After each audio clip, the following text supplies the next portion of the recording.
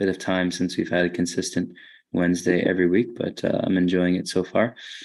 I hope you're doing well. Say hello in the chat if you'd like. Going to really dive right into today. Of course, if there's questions or things that want to be covered at any point, specific topics or clarifications with anything that I do get into, specifically also the meditation, then you're welcome to share and express whatever that may look like. Yeah. This fall, we have equinox. That is, I guess tonight, tomorrow, right? And I feel, many of us can clearly feel the changes at present and the shifts, especially those in the northern hemisphere, those who are, experiencing winter months at any point. Those who aren't, you may not feel it as drastically, but naturally, we're all going to feel the descent towards the solstice in the wintertime. These cycles are quite small in the grand scheme of things, but they do have validity, and they are quite obvious oftentimes. Generally, the more sensitive we become, the more, because awakening is an expansion of consciousness, and it's also a deeper sensitivity, because expansion of consciousness, I was explaining this to someone in a session today where we may practice this style of meditation today a little bit, but we were exploring the nature of a more surrendered style of meditation, which is instead of a hyper focus, like often we have done in this class, around self-inquiry vipassana style meditations, where we have a fixated point of concentration, meaning there's particular sensation or a particular topic or energy or charge that we are focusing upon. And this can be done with anything, like say we want to explore any topic we'd like to learn more about, or any principle we'd like to cultivate more, or any teaching that we're reflecting on. We can literally just hold that particular word or phrase or mantra or idea in our mind, in our mind's eye, in our consciousness, in our field, with that concentration and focus. And what tends to happen is, just like you investigate a charge, right, a sensation, like an onion layer, and you're investigating the layers of it to see its unreality, to see that it's not as solid or dense as you think it is, or it has more to reveal to you than just the surface layer of judgment that we often have, that we tend to separate these charges. We don't want to, we don't want to look at it, or something that's painful, et cetera, et cetera. Well, any topic that we are focusing on, it's the same thing that happens, because everything has this kind of onion layer like effect, like a fractalized effect, where, any term, any principle, we will uncover more things about it than we could have ever imagined. There's so many more things that may reveal to us, or be revealed to us, as the concentration is there. That's why concentration is so important. It's so important. And for some seekers, they may have more difficulty with deeper meditation or certain types of practice or focuses of intention upon their path, because that concentration has not been fostered. So we each have different paths, and we've come to certain things at certain stages in different sequences. But concentration is a very important skill set and cultivation. Someone says, well, I can't focus, or I have trouble focusing, or these types of things. Well, this is not something that you're just like born with. Some may have maybe a certain predisposition to on some level, but it's something we all can cultivate.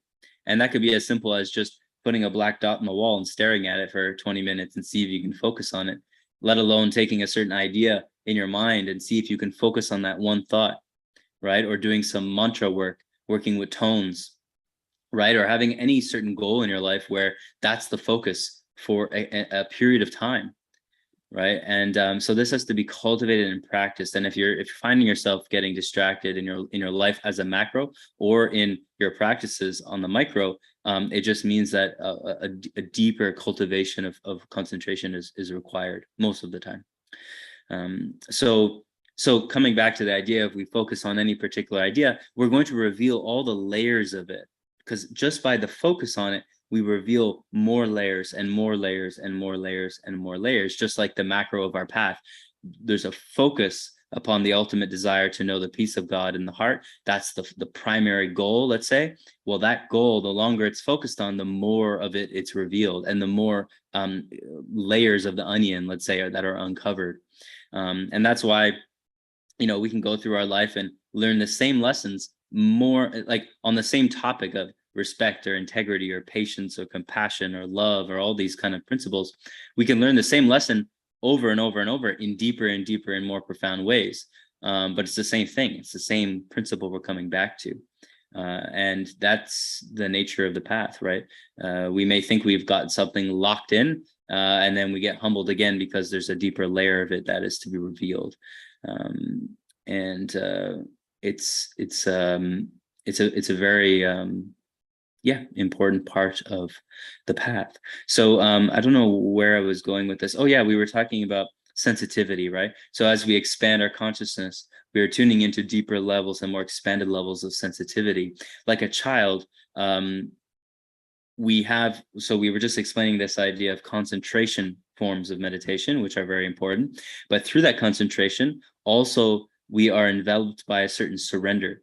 So let's say we are expanding our consciousness, like literally expanding our energy, and we want to expand in every direction, right? Eternally. Maybe we'll practice this today, where we're expanding our sense of locality, expanding our sense of self. And as we do so, we may come into resistance and in certain layers of our body. And this is the same as identifying charges, because when we're expanding our consciousness, we actually have to be more relaxed, right? Because the relaxation is what lets this kind of eternal essence seep in every direction, like a cloud. I've used this analogy before, like a cloud dissolving. Like if you were to stretch a cloud in every direction, eventually it would kind of just look like it was dissolved, right? So as you're surrendering yourself in every direction, expanding and expanding and expanding and expanding, particularly just into the body, let's say, because say we're doing this investigation where we have a certain charge. What if we have multiple charges at the same time, or there are multiple ideas being held at the same time, or many sensations happening at the same time?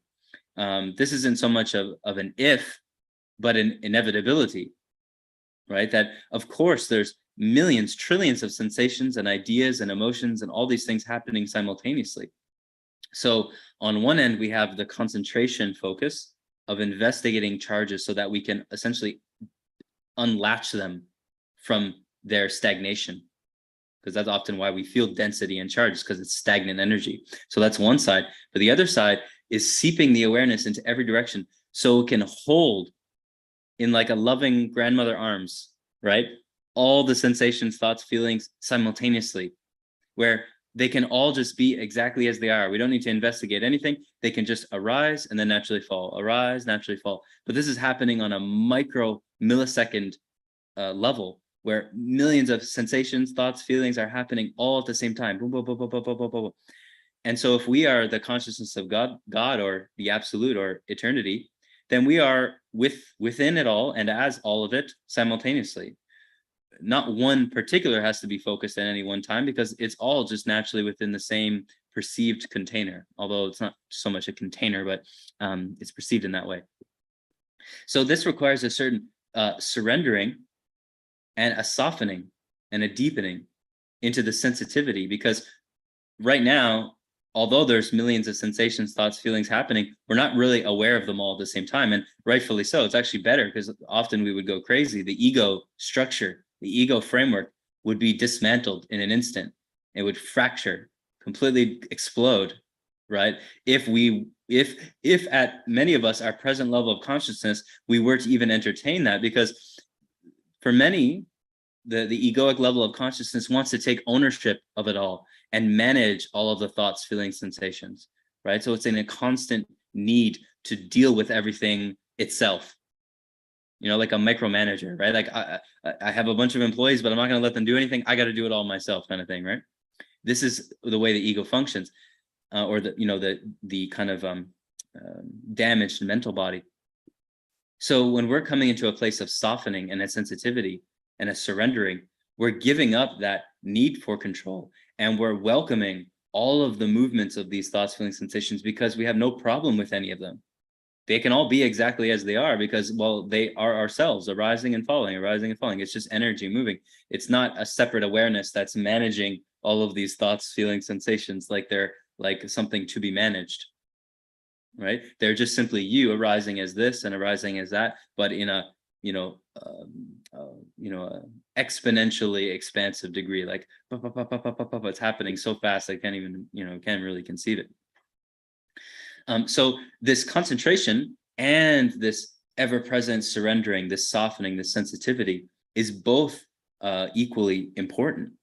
And the sensitivity, coming back to the child example, is how a child often experiences sensitivity or sensation, because a child doesn't often have, like, say, a baby doesn't yet have the ego construct that strongly developed for them to be able to take ownership and judge everything and manipulate everything and label everything. So because of that, it's just pure sensation. And so that's why babies are often in such awe, just like maybe some of us have experienced, after, say we have an opening, or I don't know, if anyone spent a decent amount of period of time alone or in deep meditation and then goes out into the city. I know I've experienced this many times. It's like being a child. I walk around and I'm like I'm like a childlike state all the time, because there's just so much stuff happening all the time. And and because the ego construct isn't strongly there trying to battle everything is just welcomed with such a deep sensitivity, and surrender is the most beautiful thing. And so this is all a long-winded explanation to the exploring the nature of what happens when we awaken to the true self, and the lower ego construct, it kind of evolves, or I wouldn't say allows, but opens for the higher nature to descend within the body, right? The higher self that descends into the body and kind of fills up the body. It's not really descending because it's not coming from a place. It's more coming from the inside out or the outside in. It's all directions. And we're coming into an embodiment of, higher aspects of our identity. Right? We have incarnate level, soul level, over soul level, avatar level, rishi level, and then undimensionalized levels. And so this is the nature of what it means to expand consciousness and to awaken, right? Or to go upon the ascension path, where we are expanding to this, but we're also we're expanding out into it, but it's also coming into us. And then we're feeling that simultaneous concentration, yet a surrender, right? And they both foster each other. It's like a chicken before the egg type of conversation here. So that was quite an opening today, quite a topic. If I didn't lose you already, hopefully we don't lose you as we move forward today. But we're gonna dive into a practice, unless there's any questions on that or comments.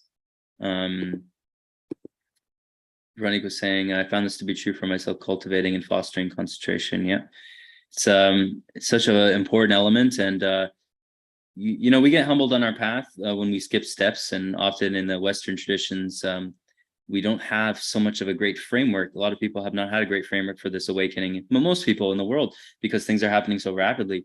But typically we would develop concentration at an earlier stage. After we get a hold of our body, get a hold of our breath, get our senses dialed in a little bit, so we're not distracted by sounds and sights, and in every direction. We kind of have more of a focus, which then brings into that level of deeper concentration, right? And inner concentration.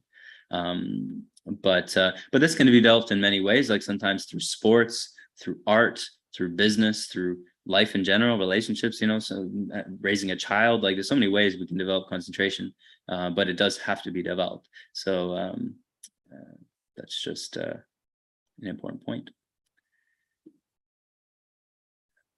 Okay. Well, I feel we are going to explore this practice of simultaneous concentration and an expansion, and we'll see where that takes us today. So we'll get comfy, and we'll feel comfy, sitting or lying down. Comfortable is more important to me than perfect posture and all of that, because that can be developed another time. At least for today, we can just concentrate on experiencing the fullness of the practice. And so when we feel ready, we can close the eyes, And we're immediately just going to feel kind of like a pale silver, pale gold energy just kind of filling up through the body, coming up through the feet and down through the top of the skull. It's almost like it's coming up from the earth, the love of the earth. We're feeling that pale silver energy, loving, compassionate energy kind of coming up through the feet, through the legs, through the spine. And then simultaneously, we're feeling from the center of the core of the cosmos, this universe, this time matrix, we're feeling a gold, pale gold energy that's descending through. And as they come and meet in the center, feeling like a pastel rainbow. So this can be visualized in many ways, but it doesn't have to be too specific. We're just tuning to these energies and feeling contained within our own body. So if we're just perceiving our individuation, our individual self in these bodies, we're feeling contained in that. And what that means is, although we're in a group and we're also listening to my voice, we feel contained within our own energy sphere and only that. And so this keeps us protected when we, mix energies or interact with others. So we can see and feel those filaments of energy just expanding throughout the whole of the body.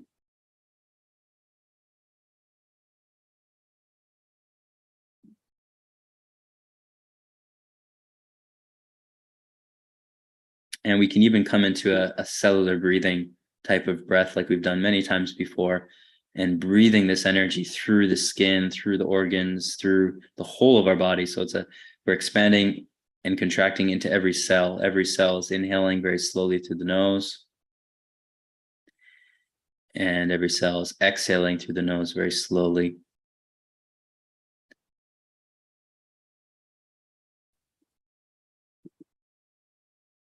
And here we can develop that concentration and focus so that we're kind of softening any potential ideas and thoughts and things happening from our day or from what we are anticipating of some future moment. We're just bringing the concentration right into the body, right into the breath, right into the cells, right into all the layers of the body, so we can perceive in the energetic layers, emotional layers, mental body.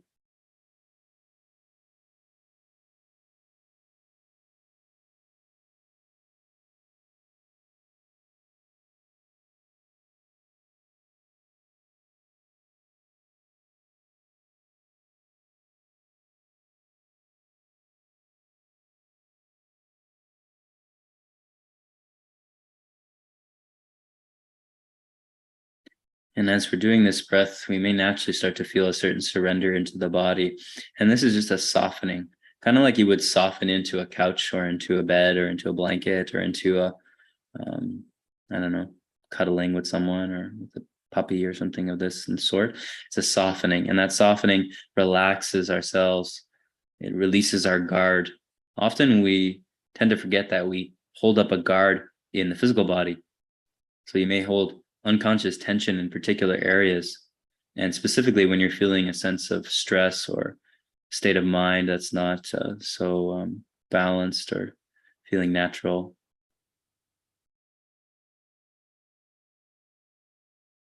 We feel it both in anxiety and anticipation, or something that's happened in the past that is lingering. So these tensions can be held in the body. So the first softening is often through the physical body, and we can feel that softening deepen into, the muscles, the fascia, the bones, the organs, the nervous system.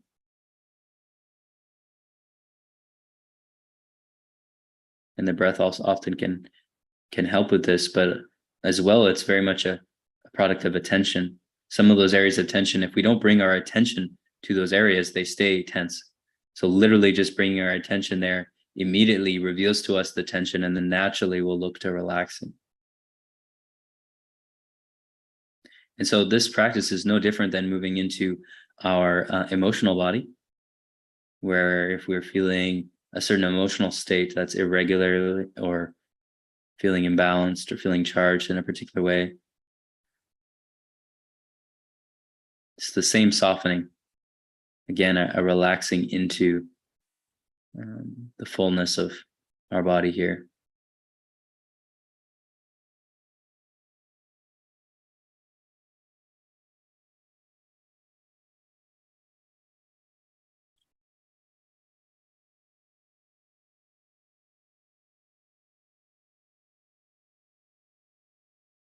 And likewise in the mental body is also a body within our anatomy, and that holds many of our processes of mind that are not always so conscious and not necessarily always located in the head, although that's a fixated point that can be perceived. But the tension can be throughout the whole of the body as well.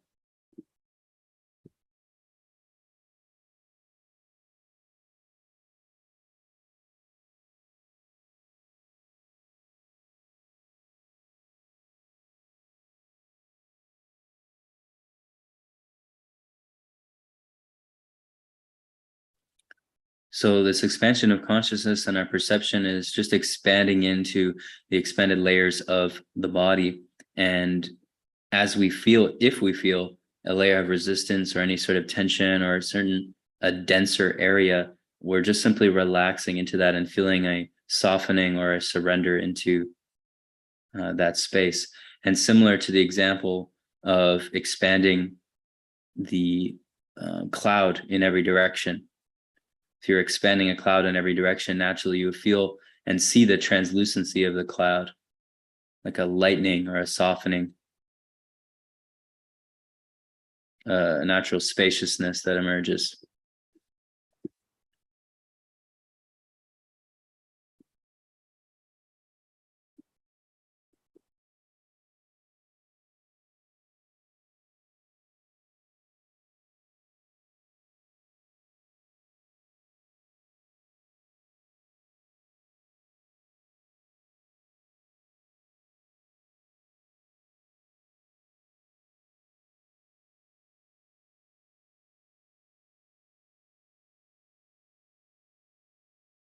And so you can continue to expand it almost in every direction, as if you're expanding 360 degrees into eternity. And you're feeling the softening of the solid layers of the body. And this is happening while still feeling that sense of individuation. We still feel that natural sense of self. We're not losing any sense of self, but yet feeling softened and surrendered into all of the layers of our own self and the layers of our anatomy that we can sense and perceive.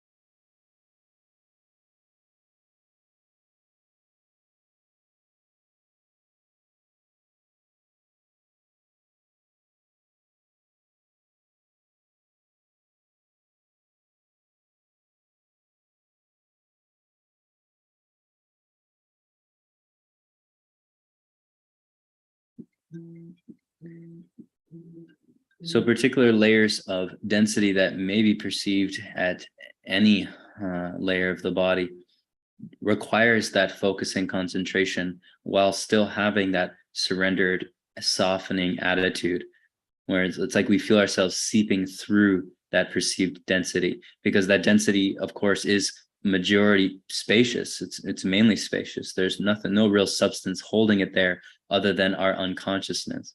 So in the same way that we may have noticed a particular area of body, the physical body, that was in tension, that the moment we brought our attention there, it naturally began to soften. It's just a natural response. Right? It's almost like no effort, no real choice in the matter even has to occur. Just the movement of attention to our area of tension naturally starts to soften it. So in the same way that we perceive the unconscious aspects of mind, emotion, body, energetics, the shadow self, the attention that's brought into those regions naturally starts to begin to soften and create that spaciousness or open that spaciousness.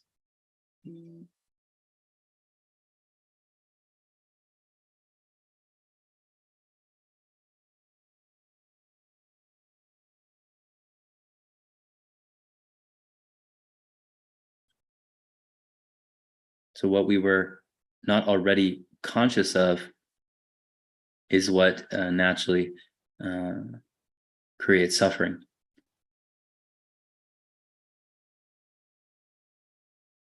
And so through this process, the expansion of consciousness is a place of deep self-awareness, self-honesty, where there's a willingness to take a look at what is unconscious.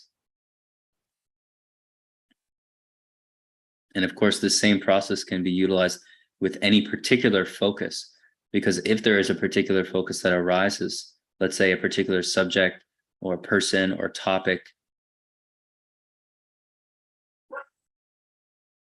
then we can investigate with piercing clarity. And that unconsciousness will naturally be revealed to us.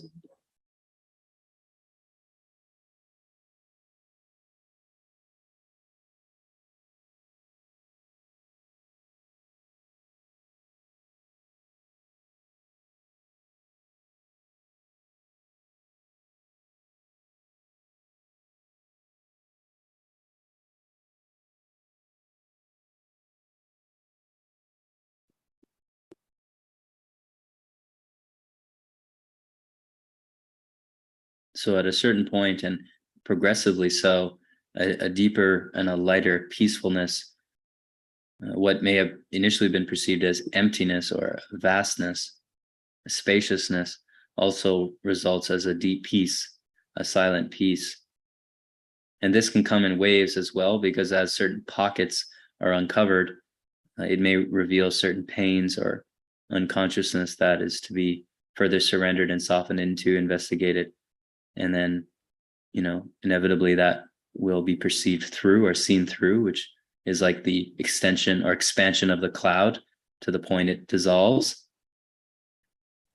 Because the focusing in on a particular point of density is very similar, and it looks and feels very similar to expanding a cloud in every direction. Eventually it just dissolves as if nothing was even there.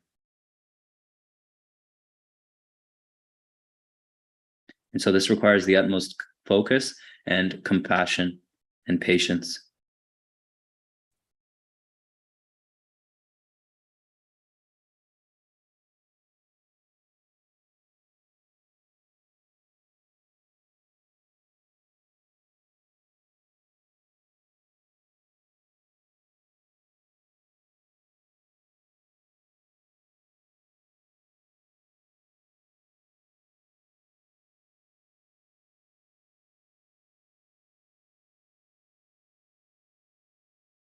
So we'll take some time for ourselves here in a bit of silence, just to simply explore and see what is here.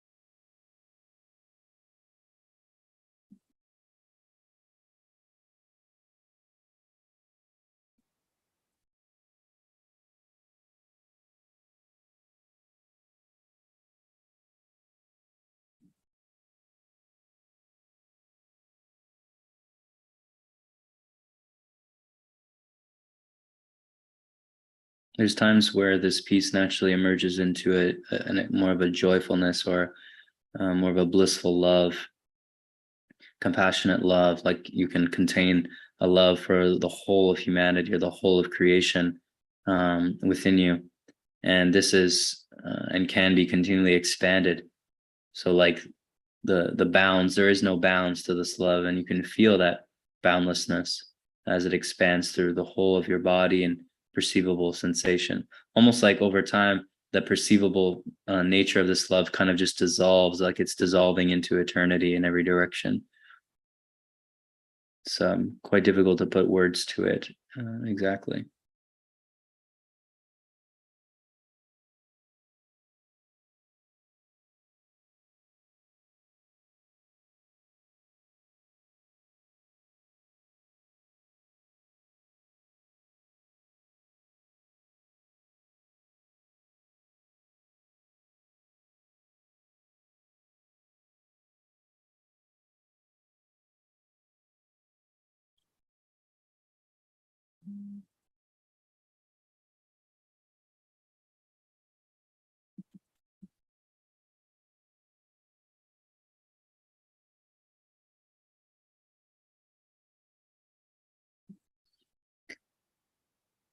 So within this space, some of us may have already felt a sense of completion here. Naturally, we can see that. Well, when could we possibly know when completion is here? As this is an ever-present reality of this whatever this is, this here-ness, this nowness.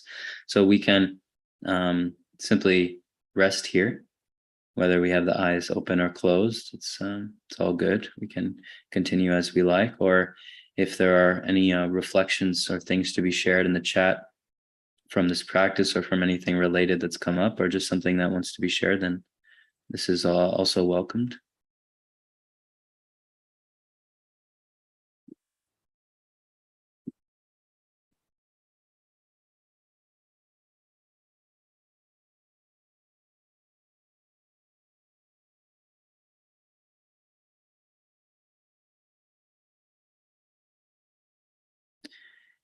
It's a profound process, as is all of these styles of approach that we take here, simply because there's no stone left unturned, essentially.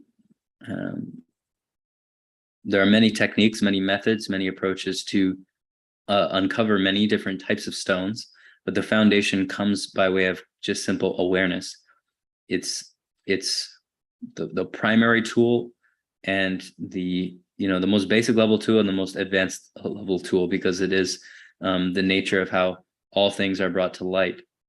So in this sense, when there's a clear intention of expansion of consciousness into the layers of the body, we are setting the stage for all levels of our anatomy to be explored. And so as we get into more advanced stages where there are more advanced access points to our anatomy that can be explored, because it's kind of like, it's almost like finding the key to unlock the doorway to the next stage. This is really the foundation, is our ability to explore with a simple awareness, to simply be unafraid. It's kind of like related to, all stories of courage within our history, or within fairy tales, or within movies and books and all that. Stories of courage do not require some special talent or ability. They're not a product of the highest degree of talent or genetic capability or peak performance, or all of these things.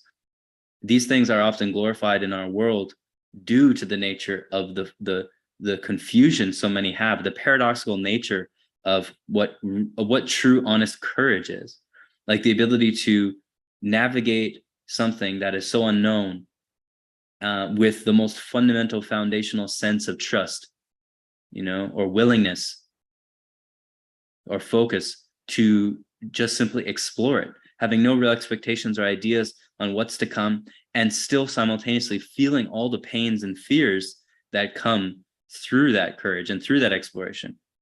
It's like jumping in a cold pool. It doesn't matter if you're Michael Phelps, you jump in that cold pool, there's still going to be some feeling of shock, some nervousness, some subtle feeling. But it's the courage that differentiates those who truly come to clarity on their path and those who do not, or those who take far longer, because inevitably we will have to come to this at some point, or walk a very different path. And so it's that courage, and that courage is not something complex. It's not something that you do not have and someone else does have. It certainly can be cultivated in different degrees, and those degrees will warrant different levels of responsibility and different levels of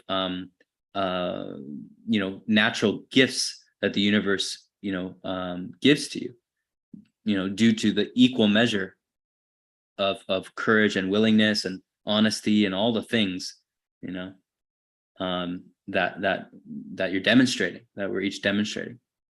So in this sense, the uncovery of unconscious patterns, like when we really look at it, all suffering is eradicated through the uncovery of unconscious patterns, because it's those unconscious patterns that cause us pain. Like the same thing with the body, right? If we're going around our day and we feel constant pain in some area of our body, but we've never actually looked there, then we go about our life in confusion, thinking, oh, why do I have so much pain? Why I have so much pain? Why is my life so troublesome? But really, it's because we haven't even taken the chance to the opportunity to look, and there's no special moment or no special opportunity. There's no special superpower you need to take a look. It's just simply the courage and willingness to take a look. And in this, the courage and willingness to take a look, we uncover the aspects of self that are impeding the natural expression of peace to be so. Because your essential nature, you're the fundamental building block of you, like you at the core is peace. So peace is not something that has to be cultivated. It's something that is naturally revealed by way of dissolving or healing or integrating or bringing attention to what is impeding that peace from being seen or remembered or flowing, like a river. You don't need to really change the flow of the river. You just change where the rocks are. You change where the sides of the banks of the river. That's how we shift the flow. So I hope this is absolutely clear, because this is the only real thing that determines the speed of efficiency in the path is the willingness, the intensity of the desire for peace above all things, nothing else. Right? Of course, other desires can manifest, and we are here to embrace all desires, because inevitably we know that a desire that comes will inevitably pass, and as it passes, we will uncover a deeper knowing of the underlying desire of all desire, which is the ultimate desire for the peace of God. That's the only real desire. All other desires are forms of that we translate into them. Like we translate the desire for peace of God into the desire for, cake or sex or fun or building a project or going for a walk or petting the puppy. You see?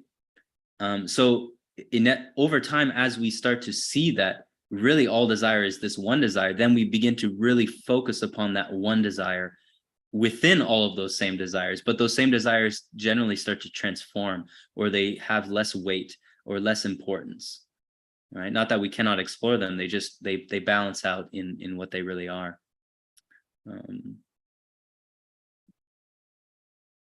So yeah, we'll let that sit for a moment. Awareness to soften the body brought my attention to different ways of breathing that I forgot. Nice to remember. Oh, that's great. Yeah, so many things can be remembered in a space of remembrance or in a space of taking a look at, what is just lingering there, like something that could be lingering there for your whole life. You finally go into a space of actually wanting to look, and all of a sudden it's revealed to you and a dot connects. This is really kind of like the movement backwards within time. It's like time's actually moving backwards, because, as we piece together our life, all the things as we move forward start to piece together, like, oh yeah, this is why this has happened, and that has happened, and this has happened, and that has happened. And then we start to see, the real interconnectivity of our life and the meanings to things, even though those meanings don't really inherently matter, but they just naturally are nice to know. It's like a past life. It doesn't really matter who you've been, but it's nice to know. And it actually can be helpful, along the path. Right. Just like a memory in this life can be helpful, and it can be enjoyable. So if there's some questions, comments, other shares, then this will be another round of that. Put in the chat.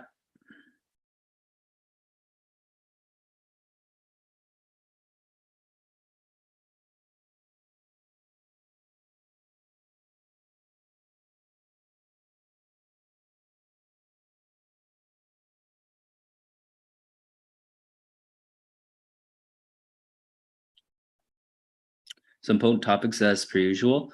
This will be uploaded, but yeah, profound.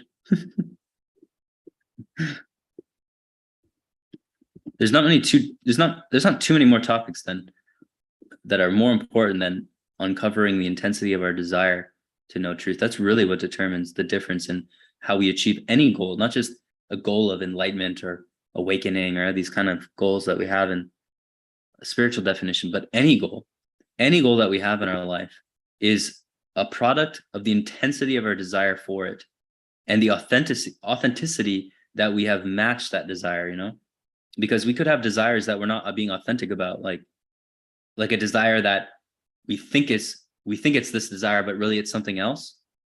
Or in another way, a desire that we really have, but we just suppress and we try and look away from. We can't avoid it. It's not something that can be avoided, right? We can purify desire by focusing upon the spiritual path naturally.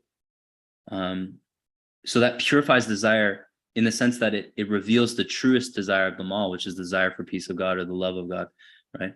And but it's through the desires that we also uncover that. It's not something that can be resisted, and it's also not something that can be overindulged, because you overindulge, you will numb the desire. If you resist it, you will intensify the desire, you know. My share is that in current space and time, I've been experiencing this kind of ripping apart. As I'm doing uncovering, awakening, experiencing it all, yes, it feels incredibly intense. I also feel that as I go through this storm, I'm finding a deeper sense of evolution. That's, yeah, very beautiful. There's a concept in yoga, it's called tapas. Tapas is essentially translated into the burning fire, or fire by way of practice. And it's essentially the practice of burning away impurities, right? That's more so what it's translated as, burning away of impurities. And that's done through specific practices, right? Like certain things like we've covered of meditation or fasting or concentration, or, you know, even devotion, right? When you're devoting yourself to something, like say to a child or to a project or to some goal, you are, parts of yourself are have to die to that. They're dissolved to that. They're burned alive to that, because where you are now and where you'd like to go are different places, and what you have cultivated to get to where you are is not going to be the same you that's going to be required to get to the next place. So the parts of you that are not required are going to have to be burned away on some level, especially, you know, as we're focusing upon ever more authentic goals in our life. We're evolving through those goals by burning away the impurities of ourselves that limit our ability to not only manifest those goals, but feel, you know, fulfilled from the get-go. You know, we don't have to achieve things to feel good. We already will feel good, but that naturally then evolves the things that we focus on that we'd like to create, right? And it becomes more of a less of a win-lose type vibe in our life, or I got to get to the peak of the mountain, and more so a co-creative attitude, right? Where all of our life is this never-ending co-creation of you know, ever deepening levels and evolution or healing, things like this. Renee expands, yeah, burning away. Yes, it feels like that. And I'm starting to go back to juicing and detox. I feel an inner fight, and this intensity is in my heart chakra as I go through this fire. Yeah, that makes a lot of sense. We hold a lot in the heart chakra, right? There's a lot of shells. Like, remember the term I used in the beginning of today, which was guards. You know, we may hold a guard, and often the shell or that guard is due to trauma around, and often around the heart, right? Because many times we've been hurt in relationships, or we've hurt others in relationships, and so that creates that shell. That karmic effect creates that shell, and so the fear is that if that shell is not there, I'm not going to be protected. But that's not really true, because we already have protective layers of our energetic field that are already for that purpose. The shell is more like a black gunky shell that we've created that we think is protecting us, but really it's actually making things more difficult. And if anything, it's actually bringing more situations where you feel threatened, because it's in your morphogenetic field, and it's an unorganic, it's a distortion within your field. So that distortion manifests within the hologram as situations that create more harm and more challenge, more pain, you know, in relation to people, places, and things. So we can only but heal these layers of shells and these different blocked up points. It's the only real route to any sort of well-being and peace and equanimity in the whole of our existence, right, including our third dimensional world and reality. It's all required for that to occur, that we take an honest look, right? How, you know, it's like, it's so simple but so daunting, right? It's easier said than done. So I'm not downplaying the intensity of what we feel And it's kind of like often, at this stage of the path for many, it could be, you're feeling like an all of the above. Someone asks you how you feel. It's like, I feel all of the above. I feel joy and shame at the same time, right? Or I feel sadness and anger and ecstatic love at the same time.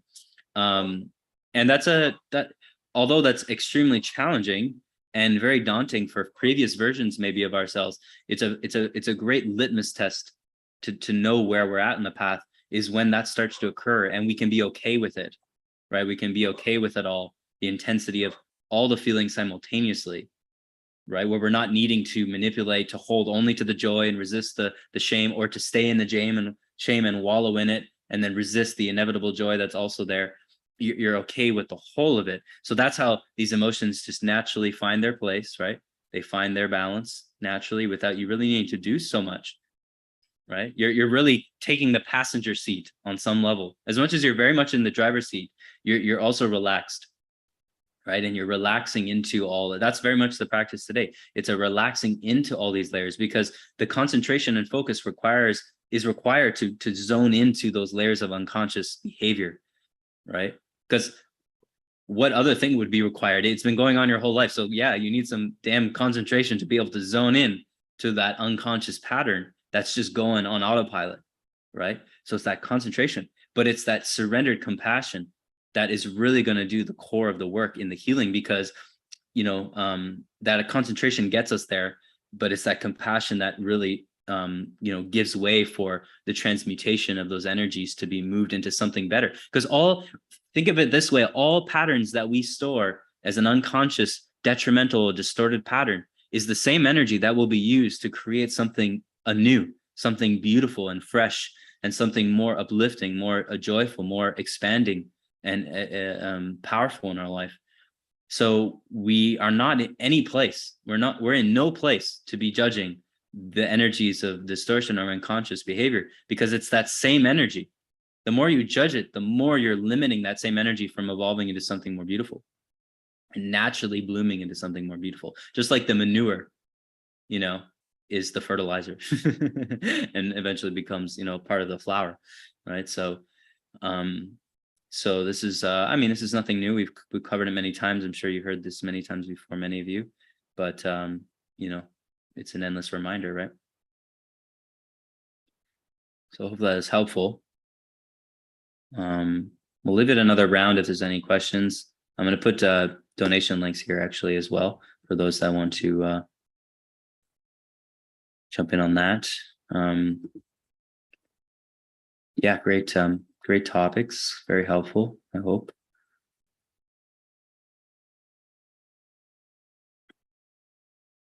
But yeah, I'm feeling overall probably somewhat of a completion here. We covered a beautiful practice, one that's very paradoxical, because it requires, the real adept levels of the path require all sides. And anytime we're playing too much into one side, start to consider the other side. This is a great practice, actually. It relates a lot to people with like an open head or open ajna center in the human design, which actually is a lot of people, but it's not really only that. It relates to everything, but it can be more strongly in the tendency of those with open head and open ajna. But it's essentially when you start to crystallize an idea on something, right, where you're starting to hold to a teaching. And generally we can tell when there's a holding to a particular teaching when we start to repeat it a lot in our head. So, on some level, affirmations can be helpful, right? You have a mantra, you have something to live by, like a pointer. But you'll start to know when, like through experience, over time, when a certain idea or a teaching, or like which inevitably starts to become a bit of a dogma, starts to crystallize in your mind, because you start to hold to it, you start to repeat it, you start to justify it, you start to run everything by it. And this can be helpful initially, but if that goes on too long, it's very important that we start to consider or start to silence that idea. It's almost like you start to move away from that teaching just even for a moment, even for an hour, for a day, where you start to just leave that teaching alone. This will save you a lot of time, because instead, and what inevitably will happen anyways, is we go too far on that, and then we hold it on to a teaching So you hold on to the teaching that may no longer be applicable for you that was in the moment before. Maybe a new teaching that's important. Maybe the opposite teaching on some level, on some funny paradoxical level, the opposite teaching, outside of what is righteous and unrighteous, but even that can sometimes be subjective. But it's understanding that when the ideas start to crystallize and we start to hold to them, that's when we can start to come in more silence, and maybe even consider its opposite polarity, just for the fun of it, right? Just for the fun of it. And that helps us humble ourselves, keep ourselves humble. Because what tends to happen when we get into dogmas is we lose humility, right? How many times have you heard, some teaching from yourself or someone else where it's like adamant, this is the only way, this is the only way? You get a reeking smell of a lack of humility on some level, even if they're teaching humility. Right? And I know I've run into this myself, so that's why I'm sharing this part, because it's a practice I readily use. We all have to. There's no end to this, but it's a great practice to move with those polarities, right? Like Renee's saying, the mantra is ripping me apart. Yeah, and that's the beauty thing with mantras, right? It's on some level the mind is consuming the mind, right? The practices we use from the mind are also the practices that are dissolving the mind, so we can come back to harmony. So it's an endless paradox, and everything I just said can also be turned into a dogma. So again, we even inquire into that. It's just leaving no stone unturned, mean essentially inquiring everything, investigating everything, seeing that anything and everything can be turned into some dogma. So let's find a balance with all, right? Like a typical middle way type of approach. So yeah, feels great. Good session, friends. Really enjoyed today, as I do every week. I will announce if we are doing next Wednesday. I'm not too sure at the moment, but we're always announcing about a day or two before on Instagram, usually, and Facebook. And you guys will get the notification through Zoom if you're registered through Zoom as well. So yeah, lots of love. I hope you have a beautiful day, rest of your day, and we'll see you soon. See ya.